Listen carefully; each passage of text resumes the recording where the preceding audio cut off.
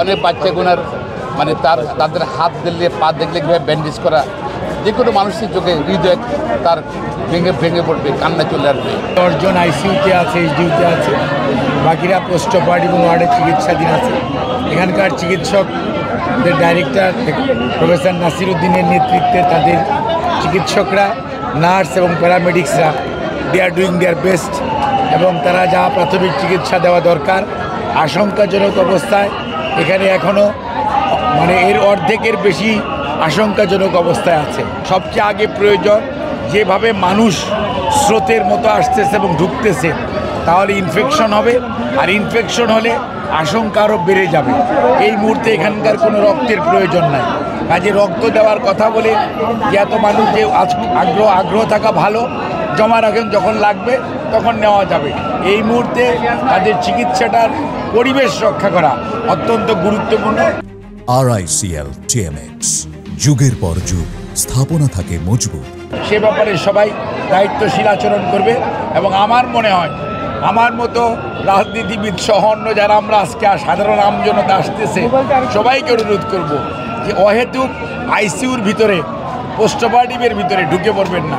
কারণ আমি নিজে কোনো রুগীকে দেখতে আমি কাছে, কারণ আমি ডাক্তারদের সাথে প্রফেসর নাসিরের সাথে তার টিমের সাথে কথা বলেছি। কারণ আমরা যতই ভিতরে যাব তত ক্রস ইনফেকশন বাড়বে, ইনফেকশন বাড়লে রুগীর আশঙ্কার পরিমাণ আরও বেড়ে যাবে। কাজেই রুগীর ভালো যদি আমরা চাই, আমাদের এখন উচিত হবে চিকিৎসকদেরকে, চিকিৎসক সহকর্মীদেরকে, যারা নার্স এবং প্যারামেডিক্স আছে, এবং এই হসপিটাল কর্তৃপক্ষকে সহযোগিতা করা উচিত। তাহলেই আমার মনে হয় এখান থেকে বেশি সংখ্যক রোগী ইনশাআল্লাহ সুস্থ হয়ে বাড়ি ফিরে যাবে। আমি আপনাকে খোলামেলা বলে দেই, এখানে 51 জন রোগী ভর্তি হয়েছে। কিছুক্ষণ পরেই তারা সাংবাদিকদেরকে জানাবে। 1 জন রোগী ব্রড ডেথ ছিল, আর বাকিরা চিকিৎসাধীন আছে। তার মধ্যে 10 জন আইসিইউতে আছে, পোস্ট অপারেটিভে আছে, এইচডিইউতে আছে, ওয়ার্ডে ভর্তি আছে 50 জনের মধ্যে। তাদের মধ্যে অর্ধেকেরও বেশি আশঙ্কাজনক অবস্থায় আছে। ঢাকা দেশের রাজধানী, ঘনবসতিপূর্ণ একটা শহর। এই যে ট্রেনিং বিমান এরা এখানে না করলে হয় না, চট্টগ্রামে তো করতে পারে। আমার মনে চিন্তা করা উচিত আমাদের যারা আছেন সরকারি বিভিন্ন সময় আছেন, যারা পলিসি মেকাররা, ঢাকায় প্রশিক্ষণের ব্যবস্থা না করে খোলা জায়গায়, যেখানে গণবসতি নাই, যারা যেখানে লোকজন কম থাকে সেসব জায়গায় করতে পারে, চট্টগ্রাম বা অন্য জায়গায় করতে পারে, সেটা করতে উচিত। আমরা সুপ্রিম কোর্ট আইনজীবী সমিতির পক্ষ থেকে আমাদের অ্যাক্টিং সেক্রেটারি সাহেব আরও সদস্যরা আসছি, আমরা আবার বিএনপির পক্ষ থেকে আসছি, আমরা আমাদের কারিগর যুগ্ম মহাসচিব আসছেন। আজকে বিএনপি প্রেসিডেন্টের একটা প্রোগ্রাম ছিল, বিএনপির ভারপ্রাপ্ত চেয়ারপারসন জনাব তারেক রহমান সাহেব প্রধান অতিথি ছিলেন। উনি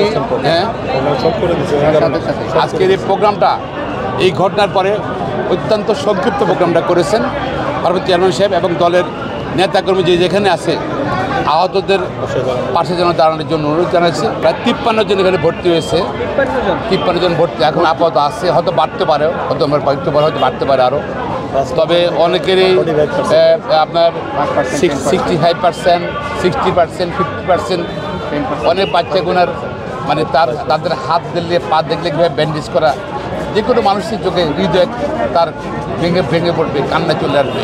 টিচার শিক্ষকও আছে, অনেক শিক্ষক কিন্তু আহত হয়েছে, পুরুষ শিক্ষক, মহিলা শিক্ষক, তারা অনেকে আহত হয়েছে, ইনজিওর হয়েছে, গার্ডিয়ানরাও আছেন অনেকে। মারা এখনও আমরা তো যাচ্ছি না, বিভিন্ন বিচ্ছিন্নভাবে অনেক আসছে।